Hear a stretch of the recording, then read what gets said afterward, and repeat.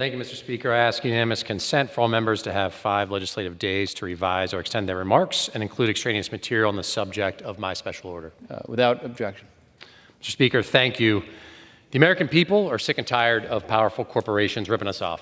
Junk fees, small businesses struggling, union busting, price gouging, bad trade deals, all of it. I'm convening this special hour today because I'm committed to fighting back. Here because we need to revive and restore and strengthen the American dream for all who are willing to work for it. I know my constituents are. I know the American people want more from this body. In the depths of the Great Depression, Franklin Roosevelt confronted these same forces in a different time head on, saying, and I quote, "These economic royalists complain that we seek," this is President Roosevelt, "to overthrow the institutions of America. What they really complain of is that we seek to take away their power." Absolutely. There's no freedom if families are struggling to meet basic needs. There's no liberty if we're ruled by oligarchs. No one's going to say that profits don't matter. They do. But something else has to matter too. Our safety has to matter. Our jobs have to matter. Our communities have to matter. This country has to matter. For those things to matter, we have to break this corporate stranglehold on our economy and our country. The American economy works just great if you're a billionaire, if you're a giant corporation, but too often our system fails hardworking people. We need an economy and a government reward hard work, not just extreme wealth. Where I come from, where I grew up, that's something we value. I represent the good people of the 17th District of Pennsylvania, Western Pennsylvania. We believe in hard work. We believe in patriotism. We believe in sacrifice. We're the folks who made the steel that built this country. We've answered the call in every war. We've done hard work like so many across this country have done.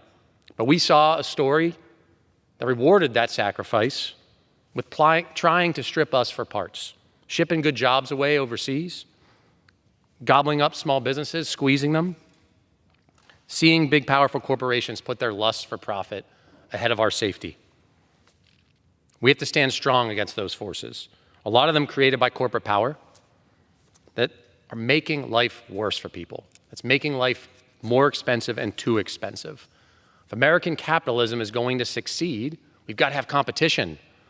We've got to take on anti-competitive monopolies, give small businesses, entrepreneurs a shot to succeed and compete, make sure that our safety and our communities aren't collateral damage in the way of profits, and make sure that workers have some say and dignity on the job, the freedom to form and join a union. The American dream has been snatched away from far too many Americans who are hardworking, who are good and decent people, who want to have a shot at dignity, security. It's a devastating reality for folks to live with. It's unacceptable to me. I know it's unacceptable to many in this chamber. And some folks are angry about it. They're sad. They should be. They should expect more of this body, and they should expect more of their government. So I think we need to lay a path back to the American dream.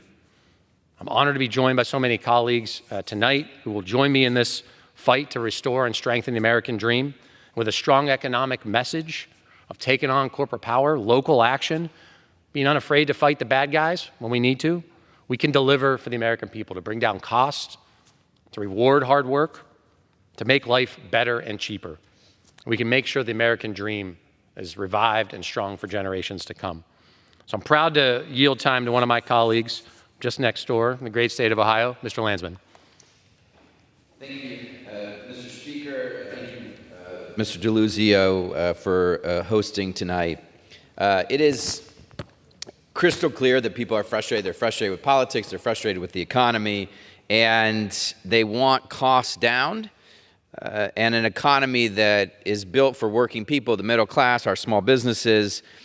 And I think it's really important for us to have this conversation and to start with the reality.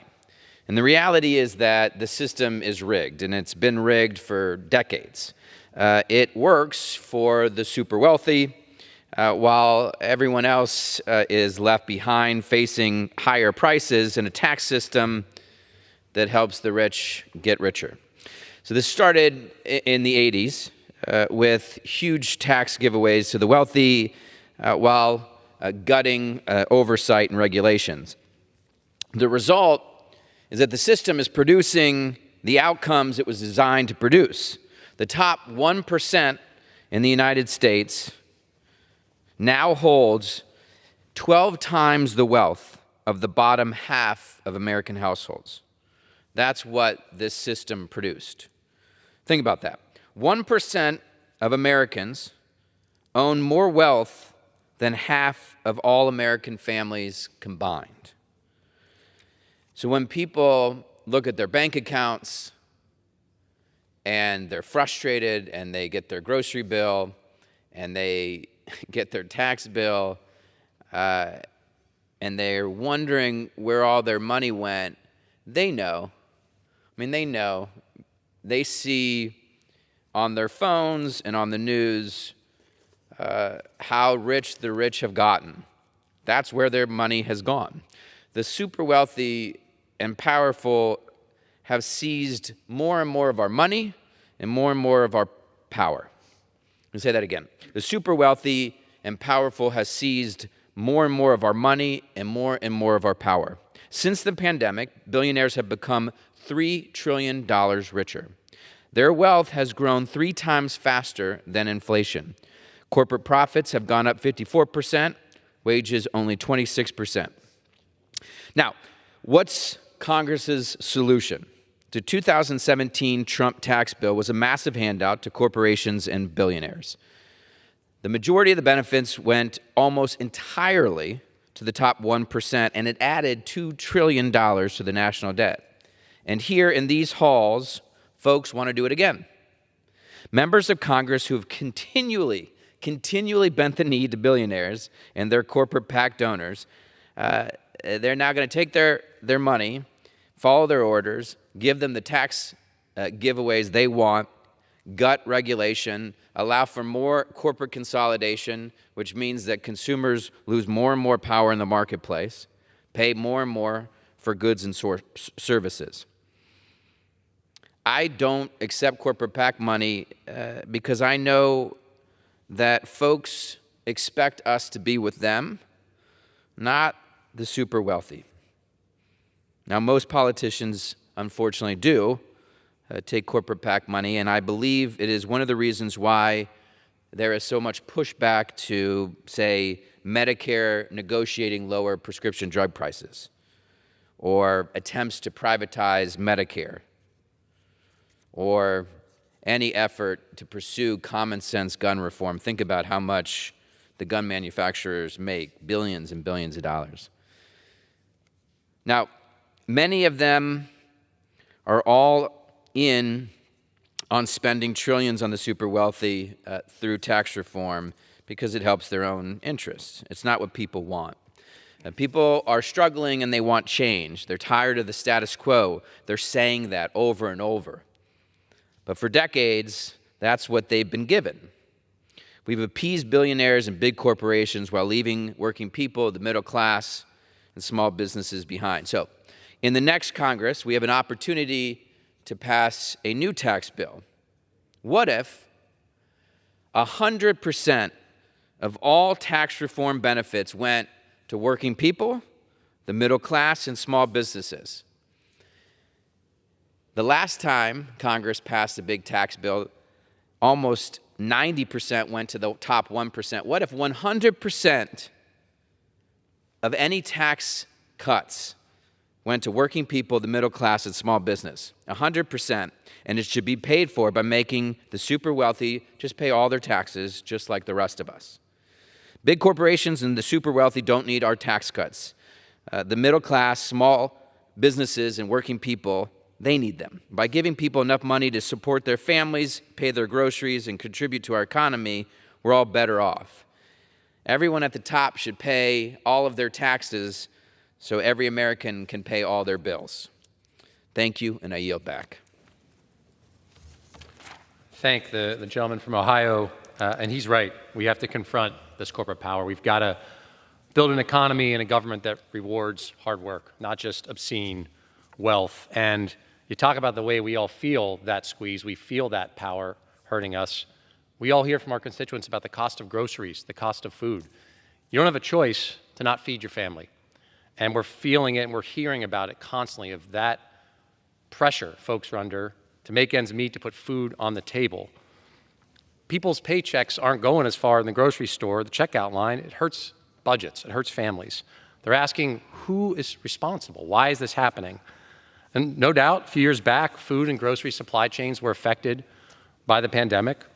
But a Federal Trade Commission report made clear that disruptions from the pandemic disproportionately impacted small firms because larger companies tried successfully to protect their power, their market share. There's very little competition across much of the grocery sector. It's not marked by heavy competition. The 4 biggest grocery retailers account for nearly 70% of sales across the country. And among food suppliers, 4 firms control more than 60% of sales in most grocery categories. That's not terribly competitive. Without real competition, large grocers and retailers, they've got power to, guess what, set prices that we all pay for.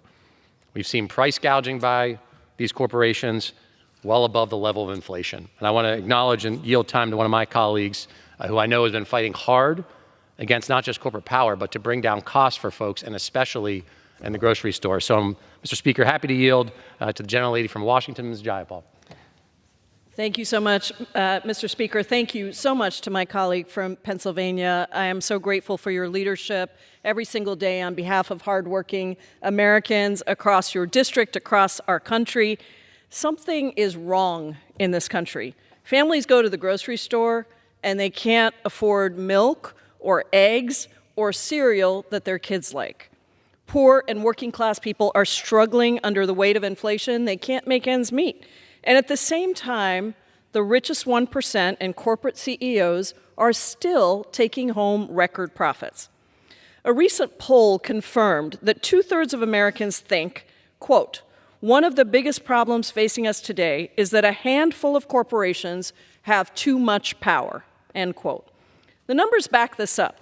Despite rising costs that are squeezing poor and working people across the country, corporate profits are bigger than ever. It's a simple story of corporate monopolies price gouging consumers. So I want to start with eggs, because I like to eat eggs every morning. I think there are a lot of people who like and look at the price of eggs. It's a staple. Before the pandemic, the price of a dozen eggs hardly ever went over $3.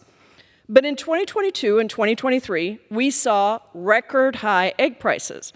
Now, according to Farm Action, this price increase was because dominant egg producers used inflation and avian flu as a cover-up to extract profit margins as high as, wait for it, 40% on a dozen eggs.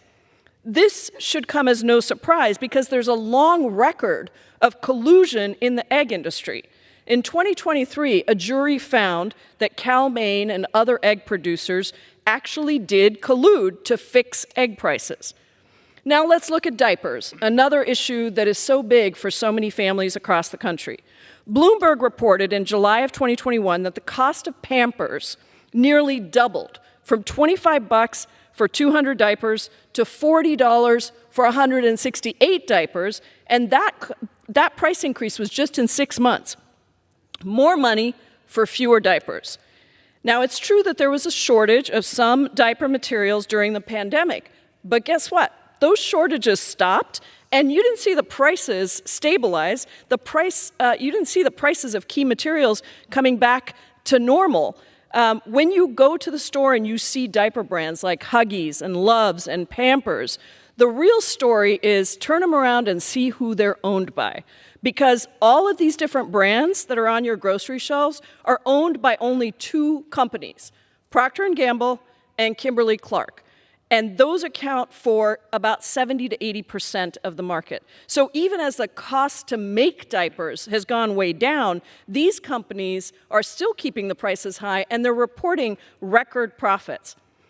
I want to go to healthcare because it's another place where my constituents and people across the country are talking about the high costs of healthcare. We've seen big insurers, private equity, and other big corporations buying up hospitals and other healthcare providers. My home state of Washington has been particularly affected. A handful of healthcare systems now control 90% of the hospital beds in the state of Washington. Now, some studies have found that these mergers are especially bad for people in rural areas because it actually causes smaller clinics to eliminate services like obstetrics or pediatrics, or even to close entirely. And all of this has led to unprecedented corporate control over healthcare in my home state and across the country. People across the country are seeing the negative effects of this increased corporate power in their daily lives. A family physician who worked at a clinic in my district testified that the quality and availability of care decreased after the clinic was bought by a large national healthcare network. Another witness testified that the price that her insurer paid for monthly infusions to manage her chronic illness that she had nearly tripled from $24,000 to $74,000 per visit without any increase in the quality of care. The president of the Washington State Nurses Association testified that he had seen increased costs and decreased access to care for his patients. All of these stories confirm what we now know. Corporate greed in healthcare or in any industry raises costs and makes life harder for Americans. It does not have to be this way. As elected officials, it's our job to ensure that government is keeping these corporations in line and keeping prices low for the American people. So I want to tell you a story now about what government can do when we fight corporate power. In 2015, two grocery store chains merged, Albertsons and Safeway. They wanted what corporations always want in these big mergers, and that is more money for themselves, their CEOs, and their shareholders. They said that the deal would be better for people in my home state of Washington and across the country. They claimed that the merger would pass on savings to consumers and not line the pockets of CEOs. But what actually happened? Well, here's what actually happened. Instead of streamlining, dozens of stores were closed. Those closures created food and pharmacy deserts, made it harder for many people in already underserved communities to get fresh food or get their prescriptions. Older adults, students, people with disabilities, people in rural communities, low-income residents, those are the ones that suffered the most.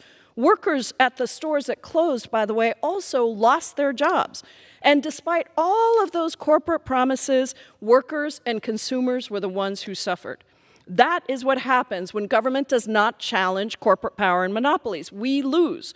So when Albertsons announced in 2022 that it was going to merge, this time with Kroger, people were rightly worried that the prices would go up, worried that there would be fewer choices and deserts in their communities, that more grocery stores would close. And when asked about the merger, one Washingtonian told the Seattle Times that she was worried that her local store would close. She said, "If there are no other grocery stores that I can walk to, I don't know what I'm going to do. This is my store." Another said that he worried that the merger would make it so that these guys' prices would go sky high. Workers worried that it would be harder for them to bargain for better pay and working conditions, that store closures would mean layoffs, that their families would face uncertainty and hardship once again. But this time, something was different. My colleagues and I urged the Biden administration to challenge the proposed deal, and the Federal Trade Commission agreed that we could not allow another bad merger to go through. The FTC and many state attorneys general, including in my state, challenged the deal. And while that challenge is still in court, we have delayed and will continue to work on blocking this bad deal. So it's just one of the stories of what can happen when an administration, when a government takes on corporate greed the way that the Biden and Harris administration did, the way that we Democrats have done that on everything from egg prices to collusion by landlords driving up rental prices. Now, I'll be honest, I'm worried that the Trump administration may not keep up these fights against corporate power, especially as we see the proposed cabinet being stacked with people who have close ties to Wall Street. We certainly saw the last Trump administration conduct the largest corporate tax giveaway in history, putting hundreds of millions of dollars into the hands of big corporations like Verizon and Facebook and Amazon while shorting regular Americans. And we've seen the extreme conservative appointees on the Supreme Court accept lavish gifts from their big business buddies while overturning government efforts to clamp down on corporate power. We cannot allow the next administration to repeat these mistakes. We need to hold their feet to the fire. We need to make sure that they're working in the interest of all Americans, not just big corporations and the wealthy. We don't want a situation where the wealthiest in this country once again get gold bars and working people get maybe 8 weeks of groceries. That's breadcrumbs. That's not what middle class, working people, and poor people across America deserve. And that's why I've got a lot of real solutions to these problems. My Stop Corporate Capture Act would give the people, not big corporations, a say in government. My Stop Anti-Competitive Healthcare Act would give the government the power to challenge hospital mergers and protect access to quality health care. And of course, my Ultra-Millionaire Tax Act would make sure that the ultra-wealthy pay their fair share. When we take on corporate power, we win for working people. When we lower prices, we win for working people. We allow people to put food on their table. We can raise wages so Americans don't have to work 3 jobs to get by. We can stop corporations from being so big that they don't care if they're failing consumers, and we can make sure that government works for all of us. I want to thank you to my colleague, Rep. DeLuzio from Pennsylvania, for your leadership on this issue and on so many issues facing us today, and I yield back. Speaker, I thank the gentlelady from Washington, certainly for her strong leadership and fight against these horrible mergers that are anti-competitive, that we're all paying for, and for so much fight on behalf of working people across this country. We know that when corporations throw their weight around, all too often, our constituents are hurt, small businesses are hurt, workers are hurt. It's also dangerous at times. We know that when there are monopolies, our supply chains are weaker, there's more likely to be something that happens that might hurt us. And I'll remind us of the baby formula shortage we saw in this country in the early part of 2022. It was set off because Abbott Labs, a company that dominates that industry, had a recall of its formula due to a dangerous bacteria outbreak in one factory. Multiple babies died. They had to shut down their factory in Michigan. Horrible situation. And shutting down just one factory, caused a nationwide shortage. Many places, store shelves were bare. Families were scrambling across the country, particularly families with babies that had special dietary needs. Delaware, Kansas, and Tennessee reported to be the hardest hit states, but we felt it. In places like Pennsylvania, my then young son wasn't quite a year old. My own family worried about whether we could find formula, and thank goodness we could. But we think, and there's research saying that some of those impacts might be still ongoing, that infant health suffered during this shortage, that babies may still feel the effects of that. Our supply chains can never be so weak that one single factory can cause such havoc all over the country. And it's not just they make our supply chains weaker, these powerful companies. They distort our democracy. They weaken faith in our elections. They corrupt with the money through our elections and our campaigns. So I'm proud to yield time to the gentlelady from Illinois, who I know is a hard fighter for campaign finance reform and to protect this democracy, Ms. Ramirez. Thank you, Congressman DeLuzio. I'm really grateful that you're convening this special order hour on a topic that I believe that is so critical to so many of the conversations that we're having right now. Look, you're talking about babies still impacted. You brought me back to thinking about growing up for me. I grew up in Humboldt Park in the city of Chicago, and I saw my immigrant parents work really long hours, the minimum wage jobs. My dad worked 2 jobs, my mom worked 2 jobs, and somehow she also managed to give a lot of time to her local church. What they couldn't afford was childcare. My dad worked my mother worked first shift, so my dad can work third shift, and they can figure out how to make sure that their kids always had someone at home. And that meant that my parents could barely ever see each other. My parents' experience is not very different from the reality of so many others right now. And look, I witnessed the struggles of my community to secure stable housing, to ensure quality education for their children, and to raise a family with a rising cost of living. But let me be very clear. Working people are still struggling. The cost of living in America, well, let's just say, we say it, right? It's too damn high. Too often I hear my constituents, my neighbors talk about having to make a decision. Can I go to the grocery store and buy the eggs and buy the milk, try to get some spinach, try to get the bread, pay the $2,200 a month for a 2-bedroom apartment in Chicago, and then afford my inhaler? And Congressman, oftentimes what ends up happening is that people have to choose between being able to feed their children and their health care. Feeding their children and an inhaler. In one of the most richest countries in the whole world. Why is it so hard for us to move a working people's agenda in Congress? Like, you would think there's more of us that come from working class than ever before. Some of us actually understand what it's like to have to help our parents who are probably making $100 too much for Medicaid, so they need help covering their health care. Like, there are more of us here who are working class. But somehow, a working people's agenda in this place doesn't seem to be a priority. We ask ourselves, why doesn't the American people trust that we're working for them? Well, let me answer that question. When unchecked corporate power and greed in the marketplace meet unchecked corporate money in politics, well, we have a problem. And it's families in Illinois 3, 4, 5, your own district, who end up suffering because of it. We know that price gouging, price fixing, predatory algorithms, and corporate monopolies put profits and production over people.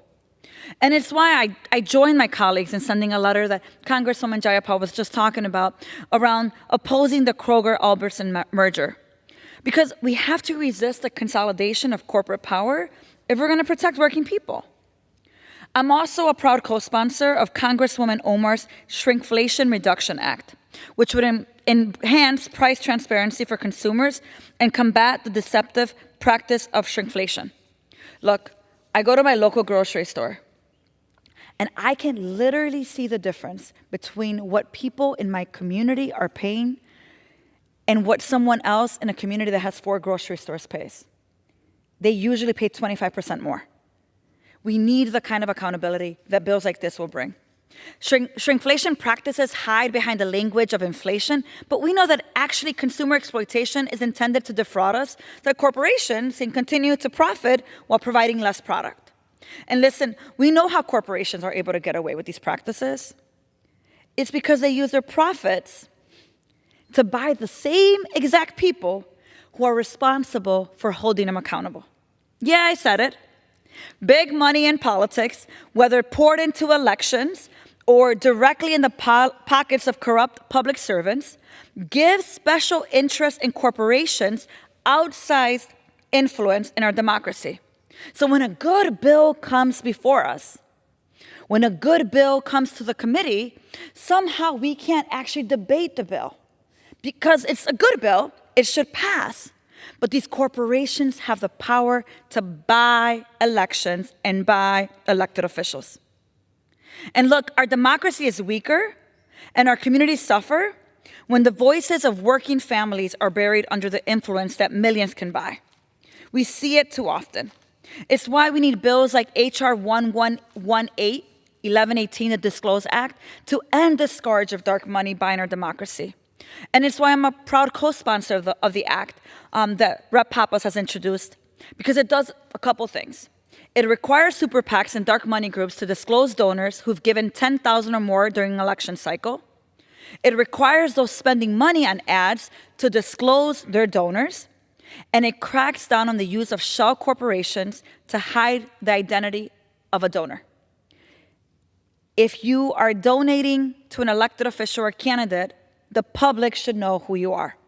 And the Disclose Act bill does just that. Because look, if our democracy is not for sale, which it shouldn't be for sale, then mega donors should not be attempting to buy our democracy. And it means we have to bring the full power of the federal government through regulation, through accountability, and through transparency to fight for working people, for our constituents. And it's also why I think it's so important that we're co-sponsoring legislation like Congresswoman Jayapal's bill, which is the Stop Corporate Capture Act, H.R. 1507.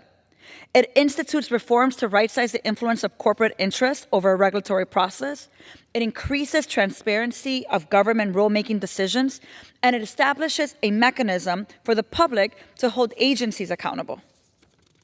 We have to do everything possible so that the American people trust that those of us that are in the people's house are actually here for them. Because the reality is that they don't. They do see us as people who are here to enrich ourselves. People are here to hear ourselves speak.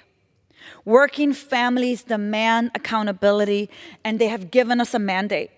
They're asking us for bold solutions to economic justice, and it means taking on corporate greed. As we get closer to an administration that has promised to weaken the pillars of our democracy more than ever, I think it's going to be critical that progressives, but every Democrat, frankly, every elected official that's here for working families, get together to unite and address corporate greed. Because if we don't, we'll continue to see what we see now. Corporations becoming wealthier than wealthy can possibly be, while poor people continue to have to choose between healthcare and feeding their children. Congressman DeLuzio, thank you so much for the opportunity to speak today, and thank you for bringing up such an important, critical issue that I look forward to working with you in the next Congress. Thank you. Mr. Speaker, thank you. I thank the gentlelady from Illinois for her powerful words.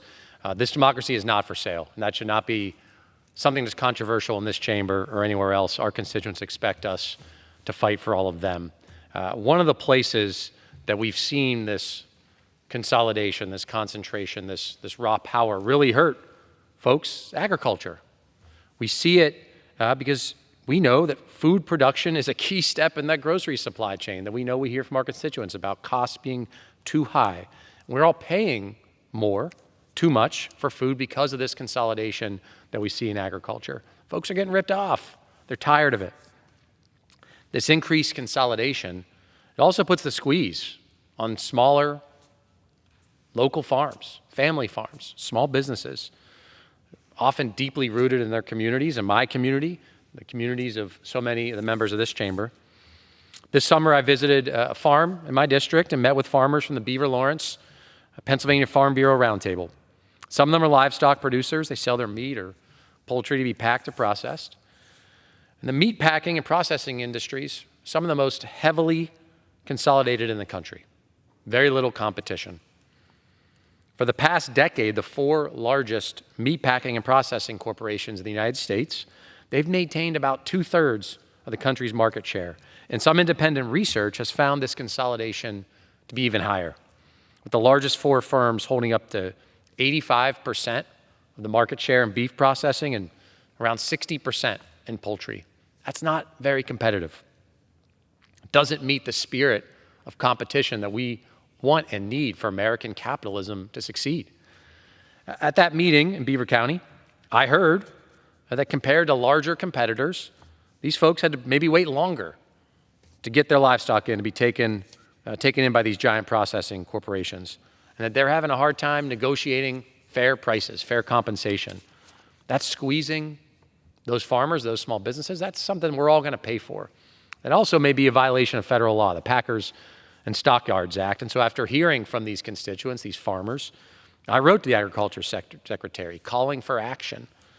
And that high level of consolidation, once again, is driving up costs for all of us. Now, market power also means that processors have increased buying power, that they can use to dictate prices to smaller farmers who struggle to stay afloat. And we need a strong agriculture industry. We need family farmers to make it to that next generation, Mr. Speaker. So we've got to promote competition in the food industry, from the farm to the grocery store, every part of that supply chain. And that also means we need antitrust enforcement with some teeth, with some muscle behind it, and real consequences for violations. And this Congress and this administration, the next, should be willing to do that work, to take on rip-off monopolies, to create an environment that fosters competition. That's the spirit of American capitalism that I think we all want, that our constituents expect of us. One where small businesses and farms can grow and thrive. And one place we've really seen, Mr. Speaker, small businesses feel the squeeze, local pharmacists, local pharmacies. These are, you walk across any main street in most of our districts, almost probably any of our districts, there are great small businesses that anchor our communities. There may be multi-generational business, and pharmacies are one of those places. People like their local pharmacy. The pharmacist gets to know their patients. Those are relationships that are important for people's health, and they add to the vibrancy of our communities. But people suffer when they lose competition, when we lose those small businesses across our communities. I visited Town Drugs in Aspinwall, an independent local pharmacy, and I was there with other pharmacists as well, small business owners. And I heard stories about how pharmacy benefit managers, or PBMs, are frequently steering customers toward their own chain pharmacies. It hurt the bottom line of independent pharmacists. And many of these PBMs are often vertically integrated, where they've got a mail order pharmacy, maybe they've got a retail operation, they might have an insurance business on top of that PBM or pharmacy benefit manager business, often charging high or ridiculous fees for paperwork errors as a way to not have to pay those pharmacists and those pharmacies full price. Heard about inconvenient higher prices for customers, heard about patients being steered toward maybe more expensive medications, or specific pharmacies dealing with relationships and networks and all the rest. In Pennsylvania, this year alone, estimates are around 80 local pharmacies have closed. 80 pharmacies. Those are options that are now gone. And it's not just smaller independent pharmacists. The big chains are feeling the squeeze too. Fewer options, worse service for patients who need a prescription, who need to get their drugs filled. It's not good for our economy. And once again, it's this out of control corporate power, Mr. Speaker, that's making people's lives worse, hurting small businesses, hurting patients, hurting our communities and our main streets. We need action on PBM reform. I'm a co-sponsor of several measures here, the Help Co-Pays Act, the Patient Act. These are just some examples of bills that I think this chamber should pass in advance to fight back, to protect local pharmacies, to protect patients, to protect competition that we need in the healthcare economy. We've got to keep up that fight against this out-of-control corporate power to lower healthcare costs, a place that we hear from our constituents all the time, and to protect small businesses. Another example here where we see corporate power making life worse. Now, not a healthcare problem. We see it under the golden arches. McDonald's. People don't think of McDonald's as a small business. It's a big corporation, of course, but it operates as a franchise system. Many franchise owners are small business owners. And yet we know, the internet reminds us, that those franchise owners for a long time did not have the ability to fix their own ice cream machines. You'd see the out-of-order signs. It was possible to get a McFlurry. And the reason why is only the technicians licensed by the company that was making McDonald's soft-serve ice cream machines were allowed to do the repairs. They had a limited number of technicians, so there were long waits for servicing.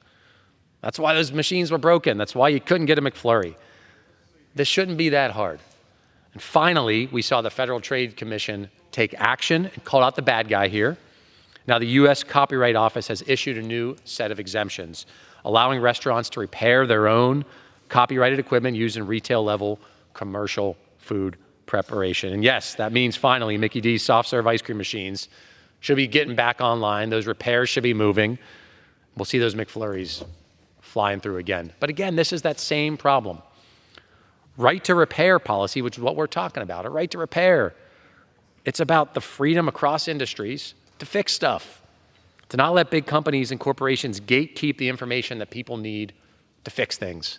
American people are hardworking. We have ingenuity. We know how to make repairs.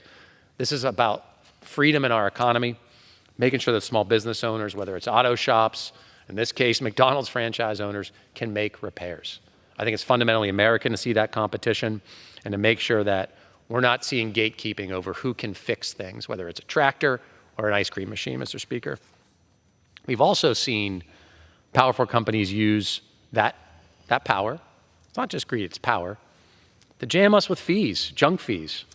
They're often very deceptive, hidden at the end of a transaction. You see an advertised price, and all of a sudden there's fees at the end of the transaction, right as you go to check out, from tickets to flights and hotels, credit card fees, Mr. Speaker, food delivery apps.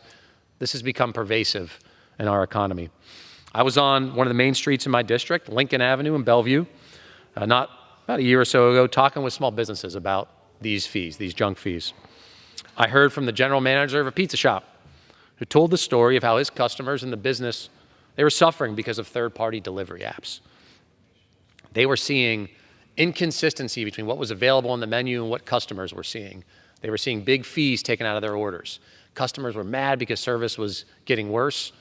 It wasn't working out for his business. In fact, I went next door to an ice cream shop, told them what I was here to work on at the pizza shop. They told me the same story. These apps were hurting their small business as well. In fact, that pizza shop had to rename.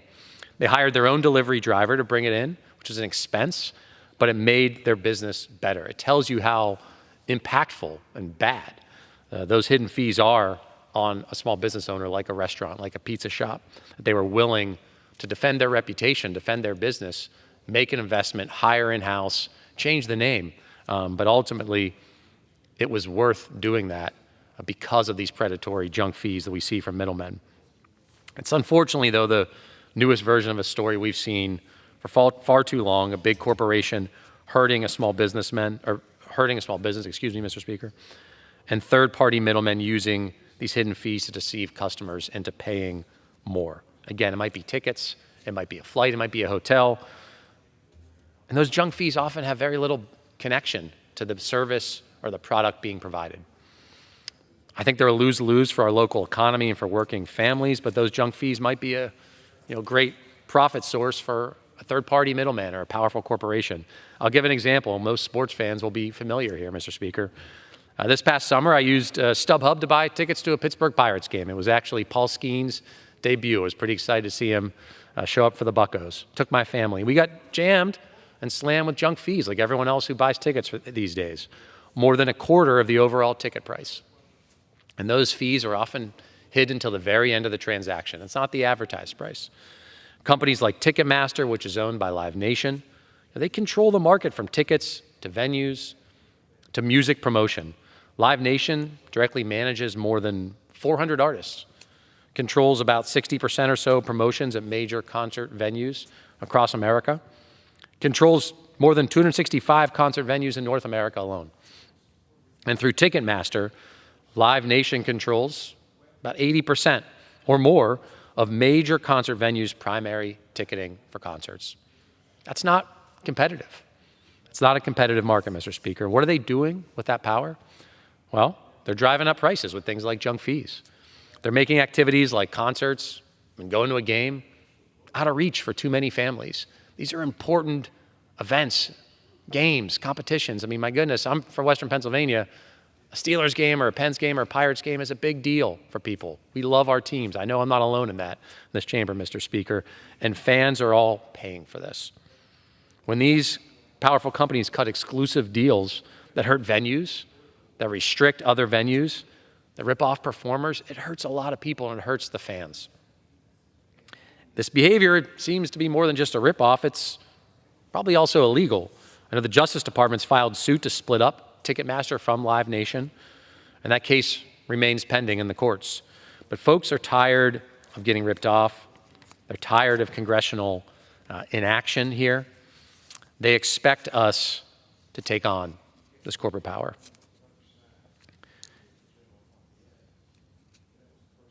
We know that when massive corporations are allowed to take on small businesses and deceive their customers, we all pay for it. Western Pennsylvania certainly knows that story.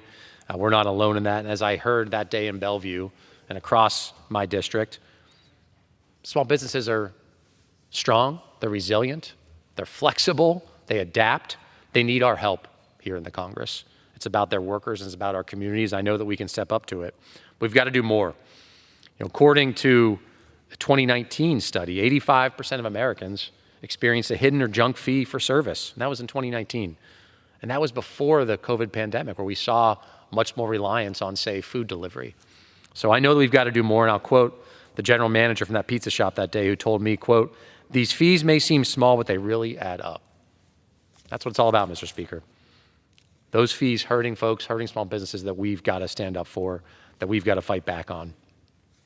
I want to also talk about our national security. Maybe not a place we think that consolidation affects us, but it does.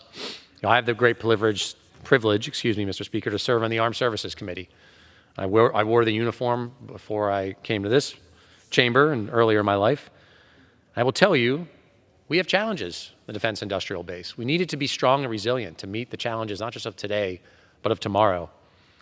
And when it comes to our defense industrial base, the suppliers, the manufacturers that make stuff here, we need to have them do better.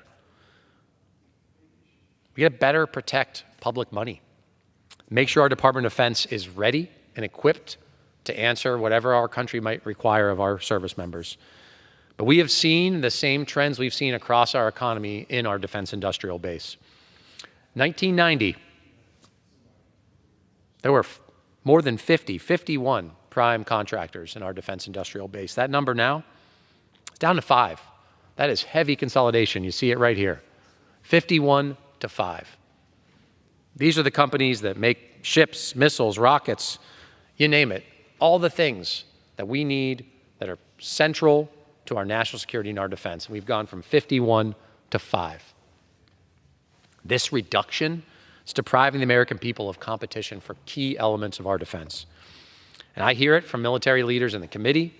I've seen it in reports that the Pentagon has penned, that too often the current defense contractors, they're delivering not on timeline, they're behind schedule, the costs are too high, the quality isn't what it should be, what the American people expect. So we've got to fight back against this consolidation, Mr. Speaker. I think we need more competition in our defense industrial base.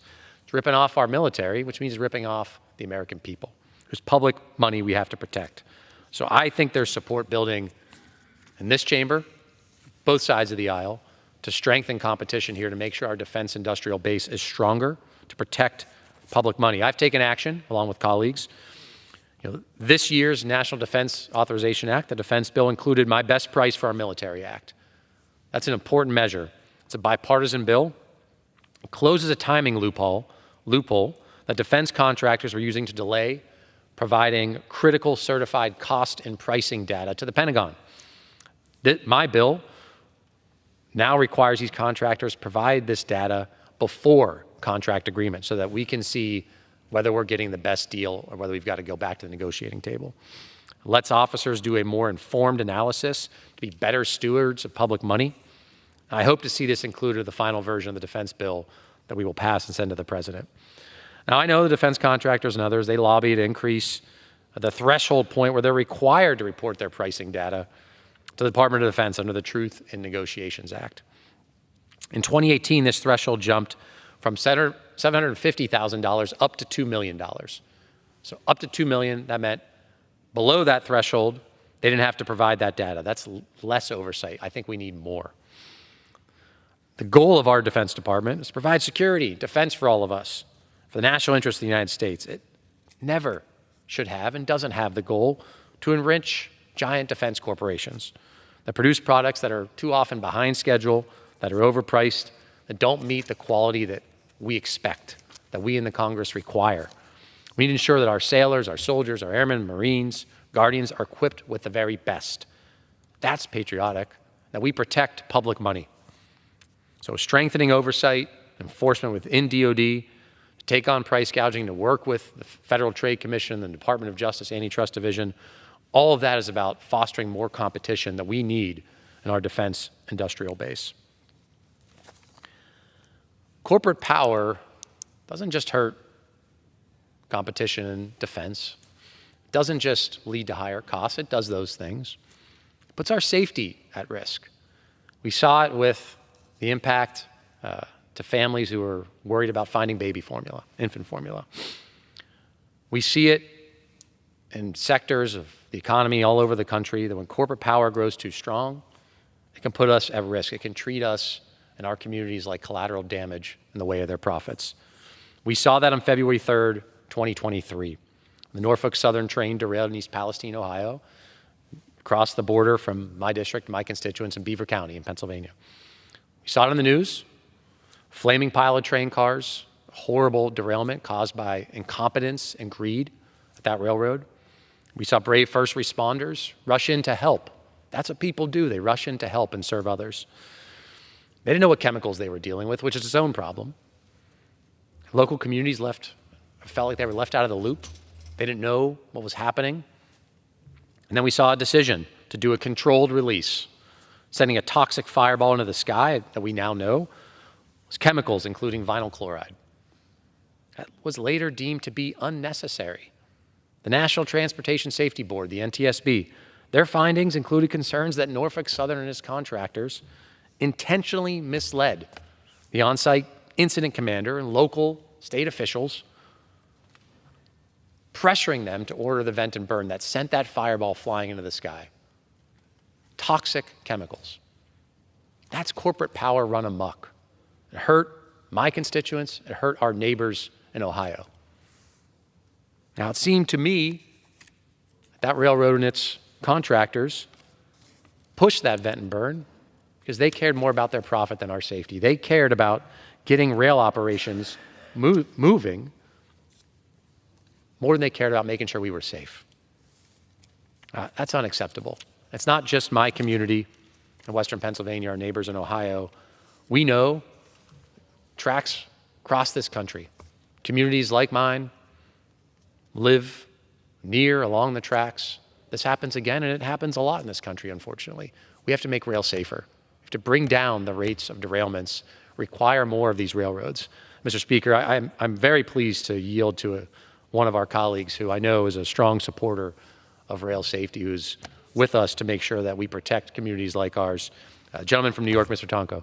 Thank you, and I appreciate Representative DeLuzio leading his voice on the House floor to speak to some of the injustice out there, and certainly representing a district that has the immense amounts of rail.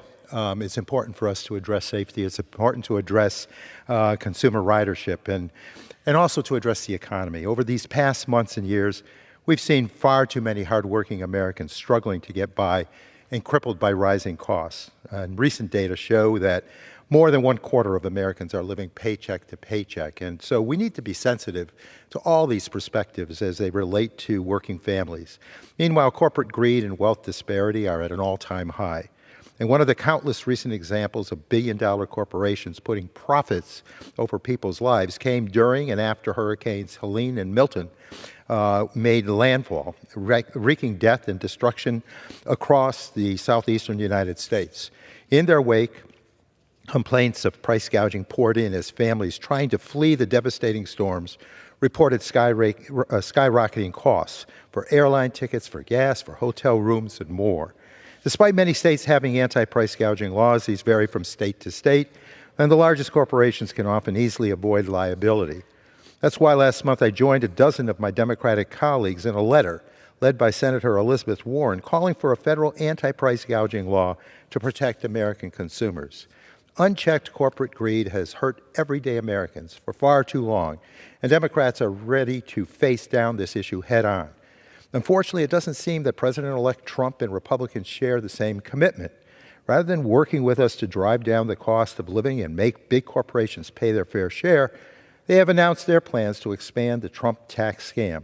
Expanding this unpopular law will only further cement massive tax breaks for Trump's billionaire buddies like Elon Musk, while sticking the working-class people who voted for him with higher costs on everyday goods through his half-baked tariff scheme. Experts from both sides of the aisle have said plainly that if these GOP policies are implemented, they will send prices surging and claw back any progress we've made to stem inflation. These are not the types of policies that the American people signed up for. Republicans and Democrats alike need to stand together to enact a bipartisan tax plan that would lower taxes for working and middle-class families while ensuring everyone pays their fair share, including Trump's billionaire buddies. If they aren't willing to join us in this effort to support middle-class Americans, we'll fight back however we can, and that's a promise. And of course, it involves all sorts of angles that speak to the doability of working families, making certain that with regulations that speak to the needs of consumers, with rail safety, with growing the economy, with providing for efficiencies so that American families are justly served, We need to do a lot of business in the upcoming session, and we need to do it with the American families in mind, those working families who struggle in the economy, yet where we need to make improvements, and fairness be our guide. So with that, I yield back and thank Congressman DeLuzio for his leadership on behalf of working families, on behalf of safety. I know we both have districts that require that sort of laser-sharp focus, and it's an honor to serve with you, and thank you for raising your voice and boldly speaking forth for justice for our American consumers. Speaker, thank you. I thank the gentleman from New York for his strong words and commitment to his constituents, to safety, to hardworking people having a shot at the American dream, which fundamentally is what I think we all want here. And we heard from members representing districts across the country, a broad ideological spectrum of folks tonight, all talking about ways that corporate power has hurt their communities or hurt their constituents, has hurt competition, and expressing their willingness, our shared willingness to fight back for our constituents. I represent a competitive district. I will say, Mr. Speaker, I have the best district in the country. I might get some argument from colleagues here about that. This is a place, like so many others, where folks want the American dream to be strong. I think every member here would say the same of their constituents, that if you work hard, you play by the rules, the American dream isn't within your reach. That's what we're trying to do. I've been laser focused, as have so many of our colleagues here, about lowering costs, taking on corporate power to protect small businesses and workers, fighting against lousy trade deals that hurt places like Western Pennsylvania, making more stuff in this country, more manufacturing, cracking down on junk fees, on price gouging that's really hurting folks and really hurting our main streets. These economic priorities, they're good policy and they're popular because the American people want us to fight for them. They don't want to get ripped off. They want to see real American capitalism that is marked by competition. Right? The survey data here is clear. This is a poll from ABC News and Washington Post from July. 85% of Americans say higher costs is a very important issue, or one of the single most important issues that they feel that we should confront. There's a tendency by some politics to try and please everybody. Okay. You know, I'm a little sick and tired, though, of folks around here, whether they're in this chamber or out in the think tanks or whatever, looking for a win-win in every situation. You know what? Sometimes there isn't. Sometimes when there's a toxic fireball shot up into the sky near your community, when there are small pharmacies getting killed, when there are junk fees hurting your constituents, sometimes there's a bad guy, and you got to fight him. The American people want us to fight for them. I'm proud to see so many of my colleagues join me in that fight, and the goal here is simple, and it's popular. Make life better. Make it less of a ripoff. Take on the corporate power that's been hurting so many of us. I think that's the path back to the American dream, along with strengthening, revitalizing our American manufacturing. Sometimes you call out the villain. I know we need more competition across our economy. We need to be unafraid of the fight when we have to do it. That we are ready to go to the mat for the American people, for our constituents, to strengthen the American dream. That's the vision. That's my vision. I know I'm not alone in that. It's one that I know will resonate in the Rust Belt and the Sun Belt, the coast, all over this country. Now, I want to thank my colleagues, my caucus members who join me. Mr. Speaker, I appreciate your leadership, and with that, I'll yield the balance of my time. Thank you. The gentleman.